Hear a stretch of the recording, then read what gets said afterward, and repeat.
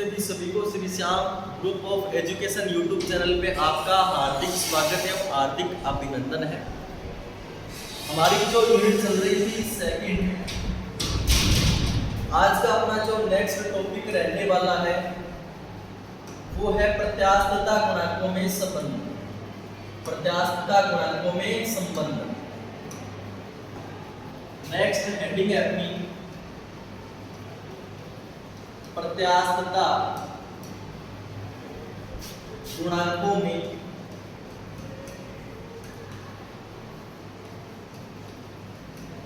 संबंध। प्रत्यास्थता गुणांकों में संबंध मोस्ट इंपॉर्टेंट है कि यहां से डेफिनेटली एक क्वेश्चन आता है और इसमें जो अपना पहला जो संबंध है वो है एक नंबर पे संबंध हम पढ़ेंगे यंग प्रत्यास्थता गुणांक।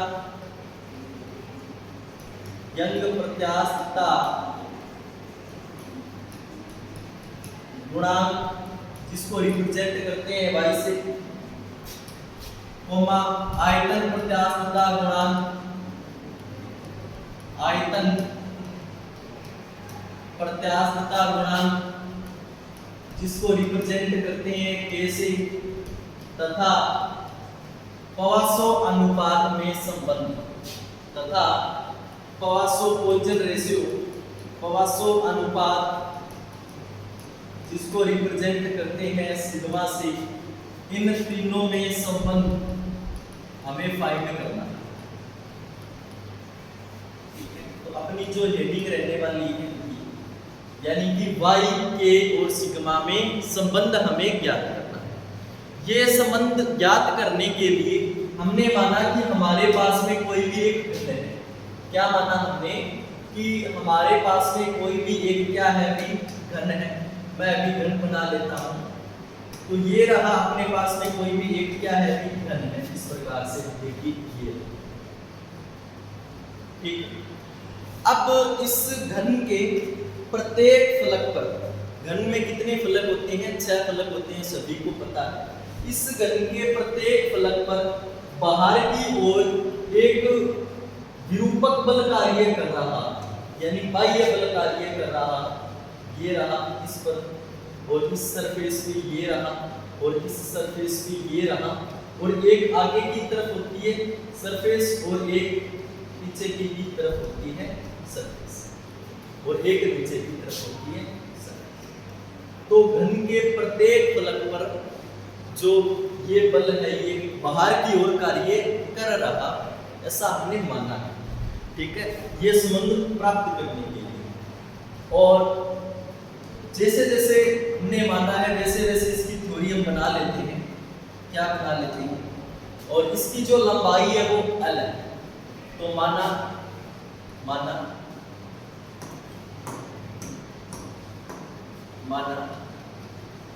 एक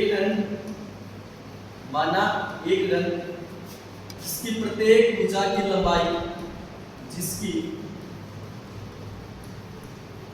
प्रत्येक भुजा की लंबाई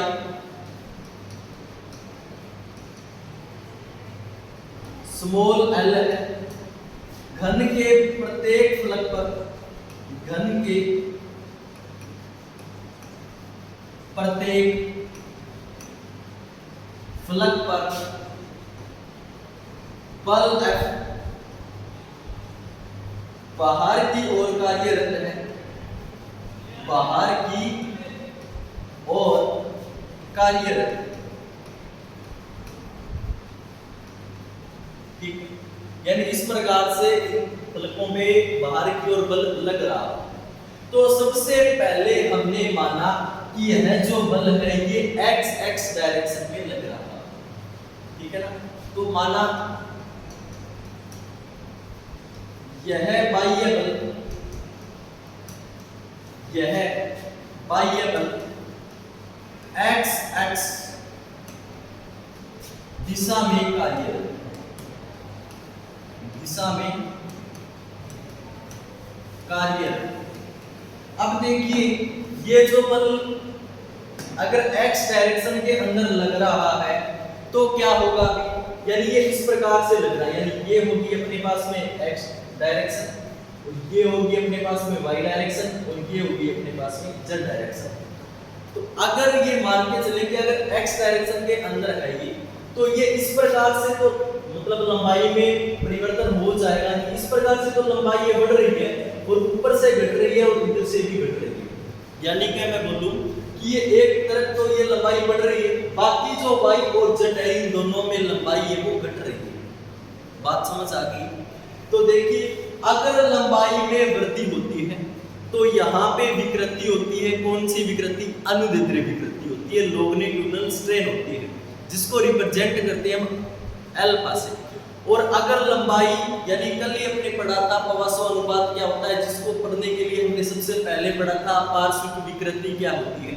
अगर किसी बॉडी है उसके अंदर लंबाई में परिवर्तन होता है तो अनुदैर्ध्य विकृति, अगर उसकी मोटाई में परिवर्तन होता है तो पार्श्विक विकृति। तो यहाँ पे देखिए x डायरेक्शन के अंदर तो लंबाई में वृद्धि हो रही है यानी अनुदैर्ध्य विकृति है, और y डायरेक्शन और z डायरेक्शन में क्या हो रहा है, इसकी मोटाई या बोल सकता हूं मैं त्रिज्या भी बोल सकता हूं इसकी। अगर मोटाई में क्या होता है, परिवर्तन हो रहा है और क्या हो रही है, कम हो रही है, तो यहाँ पे पार्श्विक विकृति क्रिएट हो रही है, ठीक है ना, जिसको हम दिखाते हैं बीटा से। तो देखिए कि यहाँ से x डायरेक्शन में अनुदैर्ध्य विकृति है और y और z डायरेक्शन के अंदर पार्श्विक विकृति यहाँ पे क्रिएट हो रही है। देखिए तो मैं जो अभी हमने पढ़ा है, जो मैंने बोल के सुनाया है, इसकी थ्योरी है। देखिए तो क्या होता है, कार्यरत है तब x दिशा में लंबाई में वृद्धि होती है, अर्थात अनुदैर्ध्य विकृति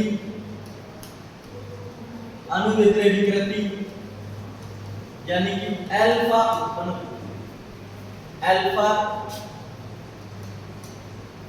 उत्पन्न, जबकि yx तथा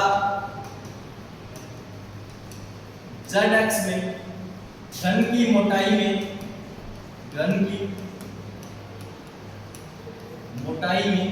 कमी होती है,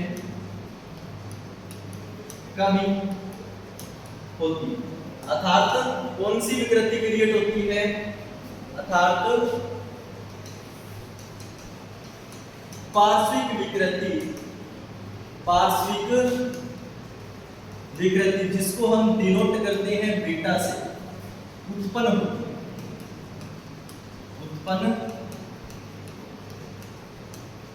बात समझ आ रही? अब हम मान के चल रहे हैं कि यानी हमने कौन सा बल लगाया था, F प्रतिबल लगाया था, तो मैं लिख देता हूं यहाँ पे F प्रतिबल के कारण x दिशा में F प्रतिबल के कारण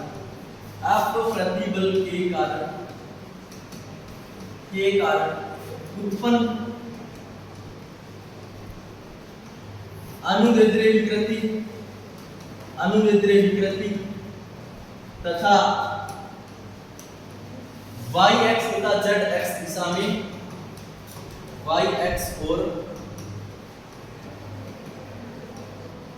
zx दिशा में उत्पन्न पार्श्विक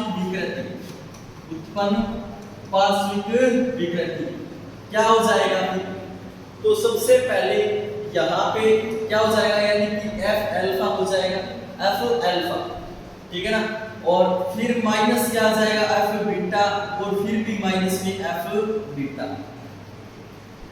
और सबसे पहले हम मानते हैं कि एकांक प्रतिबल के कारण, यानी पहले तो f प्रतिबल है और सबसे पहले उसकी जो लंबाई हमने मान ली l और जिसकी वैल्यू 1 मीटर मान के चले, तो यहाँ पे क्या परिवर्तन होता है? तो सबसे पहले यहाँ पे 1 प्लस में ये 1 ये प्लस का आएगा एफ अल्फा क्योंकि इसमें वृद्धि हुई है, माइनस ये साइन किस लिए आ रहा है क्योंकि ये मोटाई में कमी को दिखा रहा है। ये माइनस एफ बीटा 2 बार आया है। क्यों आया है? क्योंकि एक बार तो ये हो रहा है वाई डायरेक्शन के अंदर और एक बार हो रहा है जेड डायरेक्शन के अंदर। बात समझ आ गई?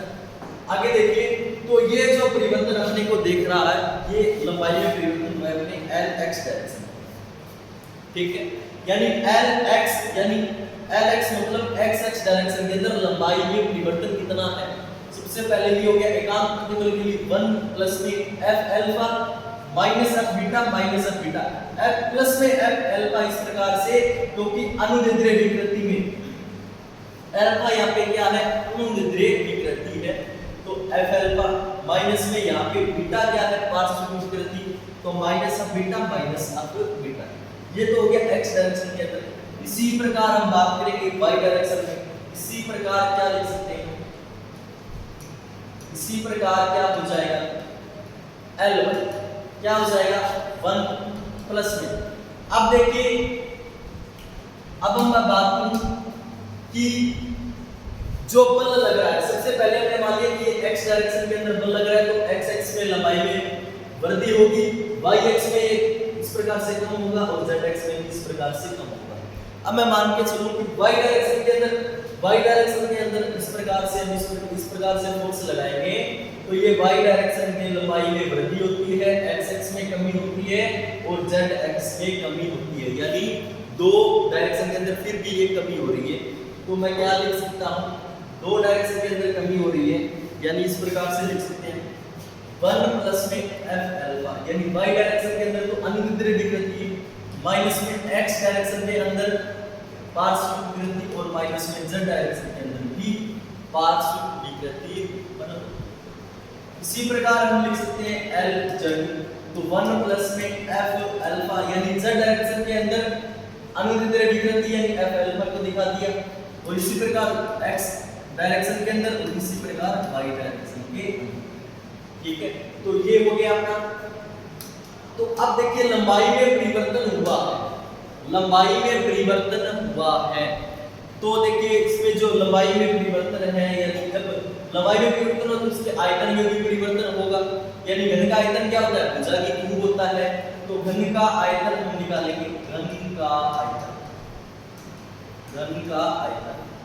तो आयतन अब देखिए जो पहले वाला आयतन था, यहाँ पे मैं लिख देता हूँ, यहाँ पे घन की जो लंबाई है ना, यहाँ जो लंबाई है वो है 1 मीटर, तो घन का जो प्रारंभिक आयतन होगा, घन का आयतन क्या हो जाएगा, घन का आयतन होता है भुजा की क्यूब, इसका 1 की क्यूब, यानी क्या हो जाएगा v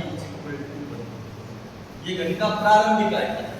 अब लंबाई में चेंज हुआ है तो आयतन में भी चेंज होगा, तो यहाँ पे देखिए फिर v dash is equal to, इसको जो चेंज हुआ है ना इसको दिखाएंगे v dash is equal to lx into ly into lz, तो v dash is equal to lx की वैल्यू क्या है, lx की वैल्यू ये देखिए lx की वैल्यू, ठीक है ना, 1 प्लस में f alpha minus f beta minus f beta, तो यहाँ से देखिए 1 प्लस में f alpha minus f beta minus f beta, same ही ये y की है, सेम ही ये l z की है, तो सेम ही है, तो इसकी कितनी बार आएगा, ये 3 बार आएगा, तो 3, कोई दिक्कत नहीं, ये आ गया। अब यहाँ से देखिए भी ये एक थ्योरम का रूप ले रही है, यहाँ पे ये 1 है और इसको मैंने मान लिया x, तो ये हो गया 1 और इसको मैंने मान लिया n, 1 का 1 आ गया प्लस में इसको मैंने मान लिया x और इसको मैंने मान लिया n, तो ये है द्विपद प्रमेय। ये कौन सी प्रमेय है भाई, ये है द्विपद प्रमेय।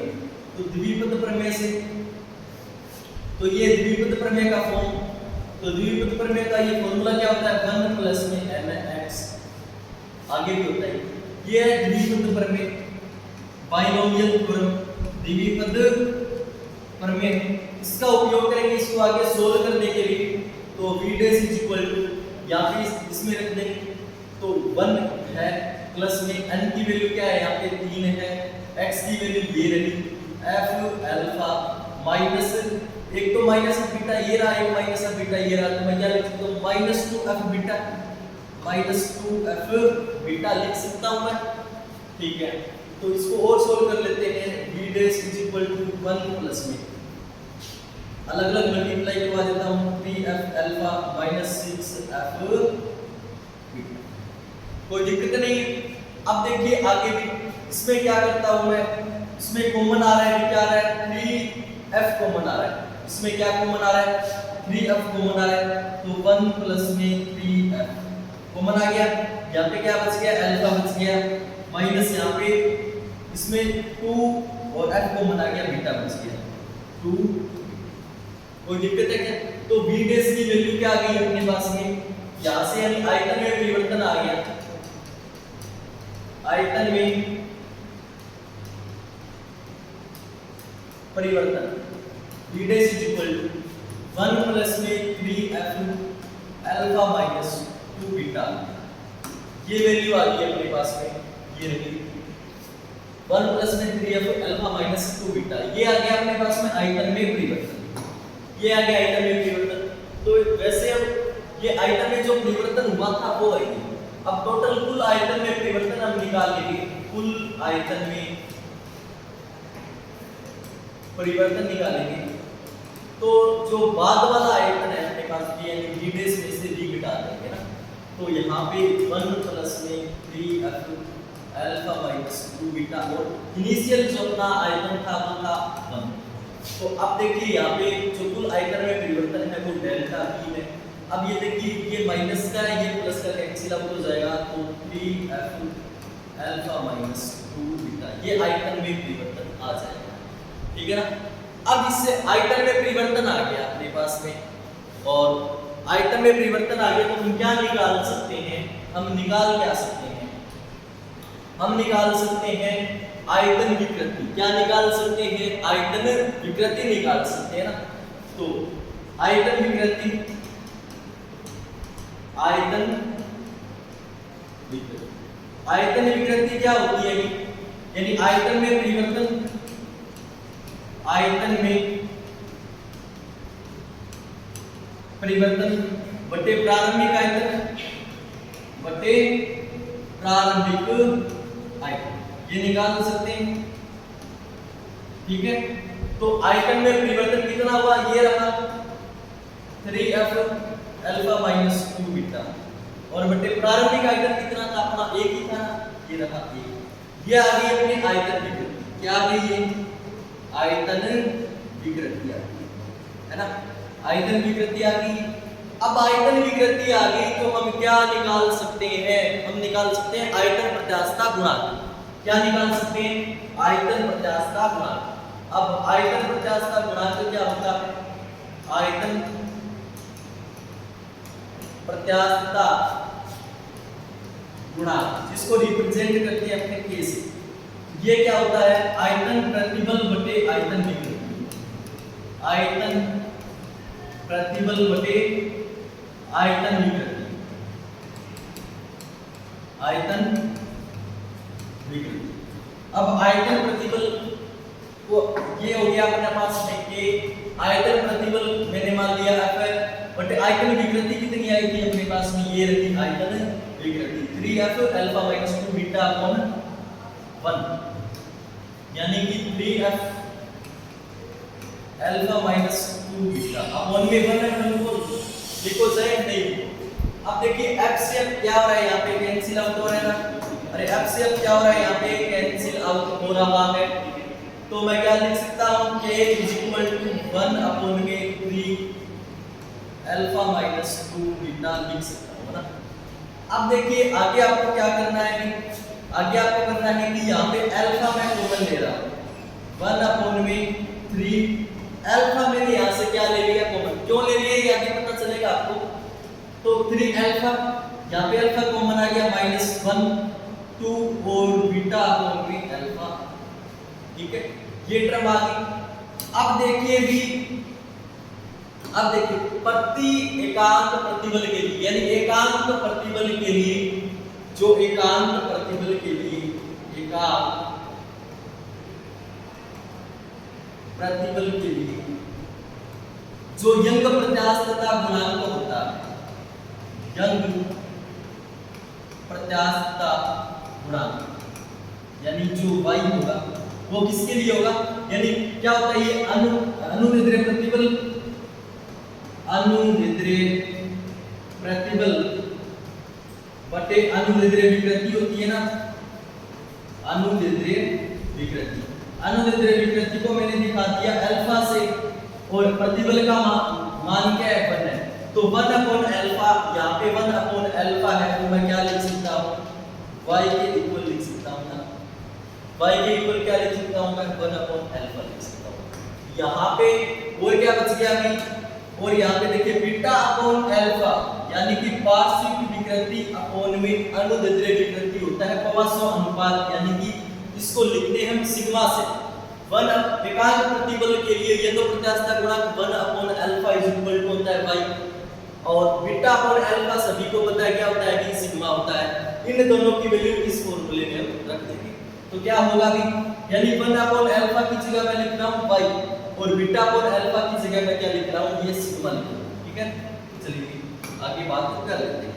तो यहां से k is equal to 1 upon में अल्फा था, तो वहां पे मैंने लिख दिया y, ठीक है, अपॉन यहां पे था 3 और यहाँ पे था 1 माइनस 2 बीटा अपॉन अल्फा था, तो मैंने लिख दिया 2 सिग्मा, ठीक है ना।